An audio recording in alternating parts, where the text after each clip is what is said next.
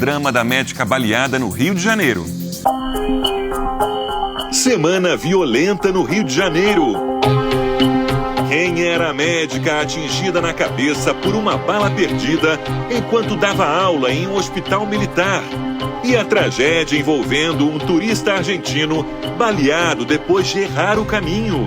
Como explicar esses flagrantes e os números de violência que não param de crescer? O maior hospital naval do país na linha de tiro de criminosos. A insegurança desmascarada a caminho do ponto turístico. A capitão de mar e guerra Gisele Mendes de Souza Melo, de 55 anos, morreu depois de ser baleada na cabeça dentro de uma área militar, a Escola de Saúde da Marinha, na zona norte do Rio. A nossa preocupação, a gente não sabia, iam continuar atirando, a gente não sabia o que estava acontecendo.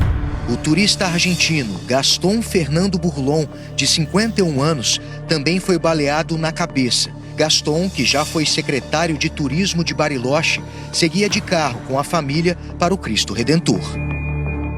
Mais 2 vítimas da violência, que ignora a lei, nacionalidades ou patentes.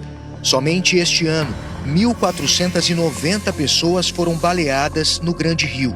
711 morreram, 23 delas vítimas de balas perdidas. Eles estão muito bem armados, muitas vezes bem mais armados do que a polícia. Aquela troca de tiro é muito cara, Teria que vender muita droga para compensar isso. Agora, o grande negócio que está envolvido ali é o número de munição. É a venda da munição, é a venda da arma. Cada vez mais ele com armas mais poderosas. E ainda tem quem acredite que a polícia tem que ter armas no mesmo padrão. Quanto maior o alcance da arma, maior o número de quê? De vítimas atingidas sem conhecimento da autoria, que é o chamado bala perdida. Há 10 dias, na zona norte do Rio, Camila Vitória, de 12 anos, morreu após ser atingida por uma bala perdida. A criança brincava numa praça perto de casa quando foi atingida. 3 dias depois, Steve do Nascimento, de 43 anos, foi morto durante uma tentativa de assalto na Penha. A vítima estava indo à igreja. No dia seguinte, Alessa Vitorino, de 30 anos, morreu com um tiro nas costas durante uma operação no Complexo da Maré. Ela dava carona de moto para uma amiga, que também ficou ferida. A oficial médica da Marinha, comandante Gisele, participava de uma cerimônia no 2º andar do prédio, anexo ao Hospital Naval, no Lins de Vasconcelos, também na Zona Norte, quando foi atingida. Estou ao lado da capitão de mar e guerra, Adriana Lopes, que trabalhava diretamente com a comandante Gisele. Adriana, queria que você contasse para a gente como que era a relação de vocês. Nós tínhamos uma relação profissional bem próxima, em virtude das funções, que exercíamos. A militar é diretora da Escola de Saúde e estava presente no momento em que a colega foi atingida. Foi um estalo bem seco e a impressão que eu tive que alguém tivesse deixado cair um prato. E aí, quando todo mundo eu estava conversando, eu estava de costas para ela, e aí, naquele momento do estalo, eu virei para ver o que acontecia. Foi quando eu visualizei a cena, o ocorrido. A polícia fazia uma operação na comunidade do Gambá, vizinha de muro ao hospital, quando criminosos dispararam contra o caveirão. A perícia identificou no auditório fragmentos do projétil que atingiu a médica. Munição de uma arma parecida com esta, uma pistola, letal também em longas distâncias. Dependendo do calibre, o alcance máximo de um disparo pode chegar até 1,5 km.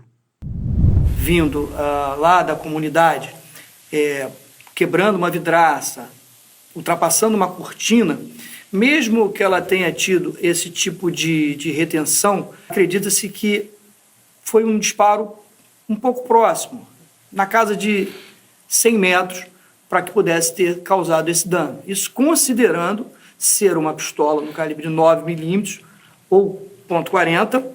De acordo com o laudo, a foto tirada de dentro do auditório aponta um trecho da comunidade de onde os tiros que atingiram a escola devem ter saído. O prédio foi alvo de pelo menos 3 disparos de arma de fogo, 2 na fachada, o outro atingiu a janela do auditório. A unidade de saúde militar está comprimida entre favelas do complexo do Lins. Para a polícia, serve de esconderijo para criminosos. Nestes flagrantes feitos pelo helicóptero da Record Rio e anteriores à morte da médica, é possível ver que o muro do hospital foi pichado com as iniciais de uma facção criminosa. Um ponto de venda de drogas funcionava a poucos metros do hospital. O Estado, quando eu falo Estado, é o poder público, tem que resgatar o seu poder dentro dos territórios que estão historicamente abandonados. Não é só o seu poder político, o seu poder social, o seu poder de suprir as necessidades daquelas pessoas. E ocupando, sim, para que outros que sejam milicianos ou traficantes não ocupem, não tomem. Gisele se formou em medicina em 1993 pela Universidade Federal do Rio de Janeiro e se especializou em geriatria. Há 29 anos estava na Marinha e há uma semana se mudou de Brasília para assumir a superintendência do Hospital Marcílio Dias, no Rio. No dia da morte, ela pretendia ir para casa, comemorar o aniversário do filho mais novo. Vou dizer para você que eu não lembro de ter visto a doutora Gisele sem sorriso. Todas as vezes que eu encontrava com ela, aquele sorriso das fotos que foram veiculadas, né, nas redes sociais, era aquele sorriso que eu sempre vi, mesmo em momentos mais difíceis, eu sempre vi a doutora Gisele com aquele sorriso, sabe, sempre aquele jeitinho dela. No dia seguinte, eu saí de lá tarde, recebi o carinho, né, dos meus amigos, meu filho me abraçou. Depois que soube, falou: mãe, eu fiquei muito preocupada contigo, ele me abraçou. O Conselho Regional de Medicina, em todos os casos que envolvem médicos, e principalmente em casos de violência, tem acompanhado as investigações. Nessa, particularmente, estaremos enviando ofício às autoridades para, além de propormos medidas importantes, não que coíbam um caso fortuito como esse, mas que zele pela segurança dos profissionais de saúde, estaremos, sim, passo a passo, acompanhando todas as investigações. 2 dias depois da morte da militar, a área do Hospital Naval passou a ser patrulhada por fuzileiros navais em blindados. O policiamento vai permanecer por tempo indeterminado. Vamos realizar patrulhamento nesse perímetro de 1.320 metros, que é o preconizado pela lei, de forma a propiciar a normalidade. Na sexta, a Polícia Civil esteve na comunidade para complementar a perícia do local. Novamente, criminosos atiraram contra os agentes.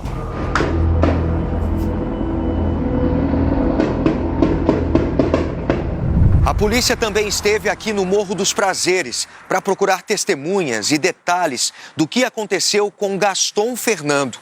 O turista argentino seguiu o GPS, saindo da Zona Sul até o Corcovado, onde levaria a família para um passeio. Mas acabou na mira de criminosos. O carro que ele dirigia bateu no muro de uma casa após os disparos. Gaston foi internado em estado grave no Hospital Souza Aguiar, no centro do Rio. Na rede social, ele exibia este vídeo da viagem anterior que fez ao Rio. No mesmo dia, na Zona Norte, o sargento da Polícia Militar, Isailton Bezerra, de 52 anos, morreu baleado numa tentativa de assalto. O policial havia acabado de sair do serviço e estava de moto com a filha de 18 anos quando foi abordado. Na Penha, o pequeno Davi Delgado Magno, de 4 anos, foi atingido na cabeça e morreu dentro do carro do pai. Criminosos teriam disparado depois de uma confusão entre os pais da criança. O menino é a 25ª criança baleada no Grande Rio este ano. Então, a minha grande preocupação é que as vítimas que têm tido, ou seja, as pessoas que perdem as suas vidas por a ineficácia de uma política pública voltada para a segurança pública. Eu não estou falando só de polícia. Aliás, o que eu estou falando menos é de polícia, porque a polícia ela é reflexo da ineficácia de uma política de segurança pública. Então, vítima, turista, etc., São apenas mais algumas pessoas que morreram no meio de vários fluminenses que estão sucumbindo no território. A solução da segurança pública no Rio de Janeiro está muito longe de simples ações policiais no cotidiano, como a gente tem visto atualmente. A gente sente, né? Sente muito, é difícil voltar a trabalhar. A gente a Marinha está muito, todos estamos muito comovidos com tudo que aconteceu, mas a gente precisa continuar trabalhando, né? A gente é um profissional de saúde, a gente precisa continuar trabalhando.